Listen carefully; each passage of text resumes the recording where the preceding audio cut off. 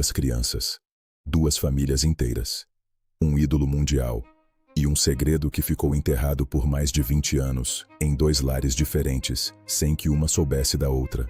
Eles defenderam Michael Jackson em um tribunal. Negaram tudo, sob juramento, olhando nos olhos dos jurados. E décadas depois, os 2, sem combinar nada, decidiram contar exatamente o oposto do que juraram ser verdade. Hoje eu vou te mostrar como um garoto da Austrália e um garoto da Califórnia entraram na vida do maior astro pop do mundo, o que aconteceu por trás dos portões da Terra do Nunca e porque levou meio século para que essa história viesse à tona. Antes de começar, se você gosta de investigar os mistérios por trás da vida de Michael Jackson, o like e a inscrição no canal ajudam demais o algoritmo a entregar esse tipo de conteúdo para mais gente. E se você é fã da estética do rei do pop, deixei o link do porta-caneta temático de Michael Jackson na descrição. É o tipo de detalhe que combina com quem curte a cultura em torno dele. Dito isso, vamos direto ao caso. Parte 1. 2 garotos, um ídolo. Antes de qualquer acusação, antes de qualquer tribunal, havia só admiração. Pura, infantil, quase religiosa. Wade Robson tinha cerca de 2 anos quando viu pela primeira vez os bastidores do clipe de Thriller. Ele conta que se apaixonou instantaneamente. A partir dali, virou obsessão. Assistir Michael o dia inteiro, todos os dias. Mal aprendeu a andar direito e já estava tentando dançar como ele. As paredes do quarto se encheram de imagens do astro. Ele imitava o jeito de se vestir, o penteado, tudo. James Safechuck foi diferente. Ele não era, segundo as próprias palavras, um grande fã antes de conhecer Michael pessoalmente. O encontro dos 2 aconteceu através de um comercial da Pepsi, em que um dublê representava Michael durante as gravações, e na cena final, era a vez do astro em pessoa aparecer diante do garoto. Aquele instante, descrito por James como algo de outro mundo. Wade tinha 5 anos quando conheceu Michael pessoalmente, num show. Depois de dançar ao lado do ídolo no palco, ele e a mãe passaram 2 horas no quarto de hotel do cantor no dia seguinte. Uma experiência, segundo ele, completamente diferente de tudo que já tinham vivido. Depois, silêncio por alguns anos. O reencontro veio quando Wade tinha 7 anos. E foi aí que a amizade de verdade começou. Já James reencontrou Michael por volta dos 9 anos, durante as gravações do clipe Jam, quando os 2, segundo ele, realmente passaram a se conhecer. O ponto em comum nos 2 relatos é sempre o mesmo: a velocidade. Em poucos dias, os garotos diziam se sentir como os escolhidos entre todas as crianças do mundo. Michael, descrito por ambos como extremamente charmoso e envolvente, criava um vínculo de proximidade quase instantâneo, chamando os 2 de melhor amigo, já nos primeiros encontros. Antes de entrar na parte mais pesada dessa história, deixa eu fazer uma pausa rápida aqui. Se você está assistindo de pipoca na mão enquanto mergulha nesses mistérios do rei do pop, dá uma olhada no balde de pipoca temático de Michael Jackson, que deixei linkado na descrição. Um jeito bem legal de curtir esse tipo de conteúdo. Voltando à Istria, parte 2. A Terra do Nunca. A intensa amizade entre Wade e Michael começou por volta dos 7 anos do garoto e durou cerca de 2 anos. Nesse período, Wade foi convidado repetidas vezes para visitar o cantor. Em uma dessas visitas, Michael os recebeu na Neverland Ranch, a propriedade que parecia um lugar saído de um conto de fadas. Flores, estátuas, luzes, um cenário que Wade descreve como a coisa mais mágica que já tinha visto. Foi nessa primeira noite que Michael ofereceu a Wade e à irmã dele a opção de ficar em um dos quartos de hóspedes ou dividir o próprio quarto com ele. Wade escolheu ficar com o ídolo. Nada de anormal aconteceu naquela noite específica, segundo o relato. Mas o convite se repetiu. Quando a família de Wade precisou seguir viagem, Michael reagiu com forte abalo emocional, insistindo para que o garoto ficasse. A família cedeu. Na semana seguinte, Wade ficou sozinho com Michael na propriedade. E é nesse ponto do relato que o comportamento do cantor começou a mudar de forma progressiva, evoluindo de um contato físico afetuoso para um contato de natureza sexual. James descreve uma progressão parecida em seu próprio relato, um desenvolvimento gradual de proximidade física, abraços, carinho, que foi se transformando ao longo do tempo em algo de natureza sexual. O padrão descrito pelos 2 é semelhante. Michael passou a reforçar discursos como "Deus nos uniu" e "Isso é como demonstramos nosso amor". e alertas constantes de que, se alguém descobrisse, os dois iriam para a cadeia e suas vidas acabariam.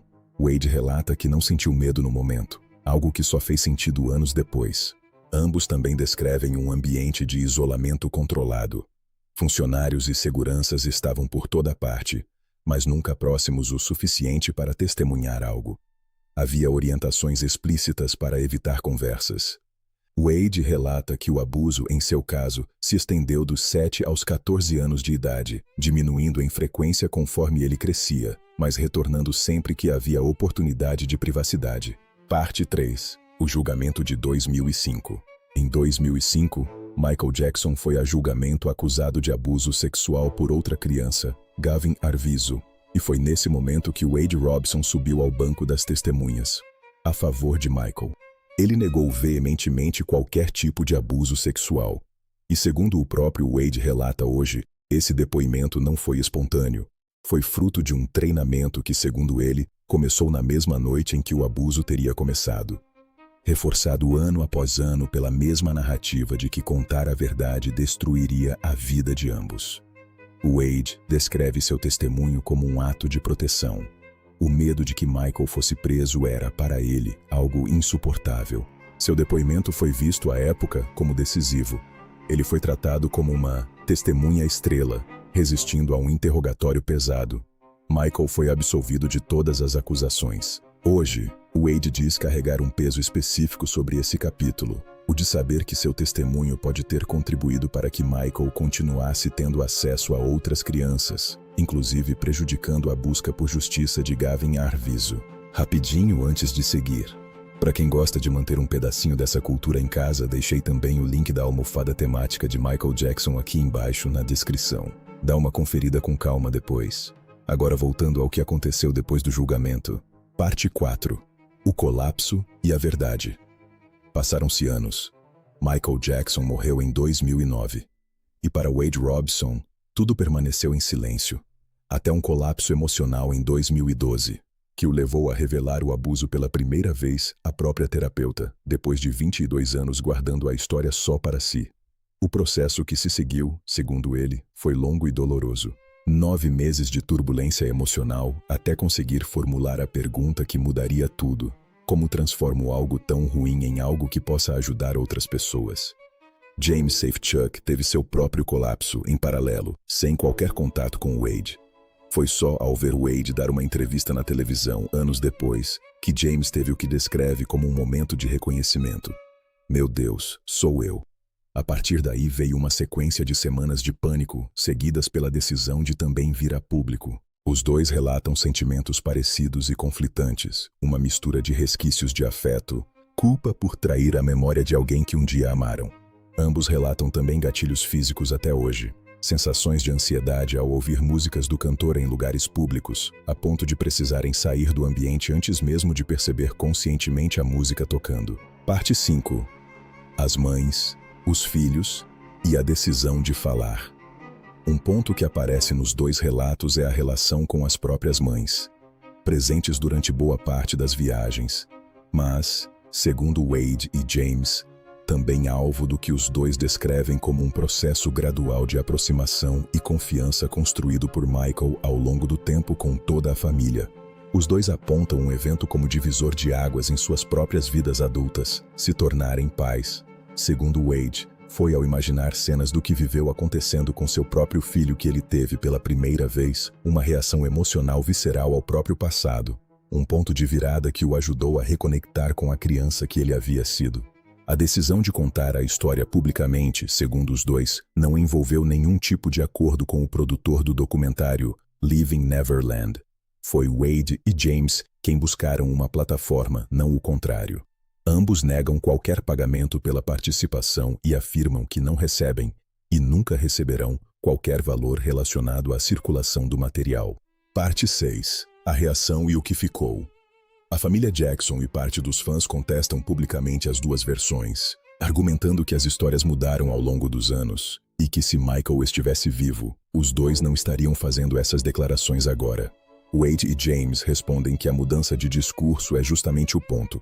Dizem que levaram anos processando o próprio trauma antes de conseguirem verbalizá-lo, e que planejavam, inicialmente, jamais contar a ninguém. Ambos afirmam acreditar que não foram os únicos, que Michael provavelmente teve outras vítimas ao longo dos anos, mas dizem não ter expectativa de que outras pessoas venham a público apenas porque eles o fizeram. Hoje, os dois dizem enxergar o próprio relato como parte de um processo maior, não o de vencer um processo judicial, mas o de contribuir para a conversa pública sobre reconhecimento de abuso infantil e apoio a outros sobreviventes. Encerramento. Esse é um dos capítulos mais controversos e mais discutidos na biografia de Michael Jackson, uma história sem consenso definitivo, com versões que se chocam até hoje entre familiares, fãs e os próprios acusadores. E é exatamente esse tipo de mistério que a gente investiga aqui no canal toda semana. Se esse vídeo te fez pensar, deixa o like, comenta sua opinião aqui embaixo e se inscreve para não perder os próximos capítulos sobre a vida e os mistérios do rei do pop. E se você curtiu a estética desse universo, deixei os 3 links lá na descrição: o porta-caneta, o balde de pipoca e a almofada temáticos de Michael Jackson. Um jeito simples de levar um pedaço dessa história para sua casa. Nos vemos no próximo vídeo.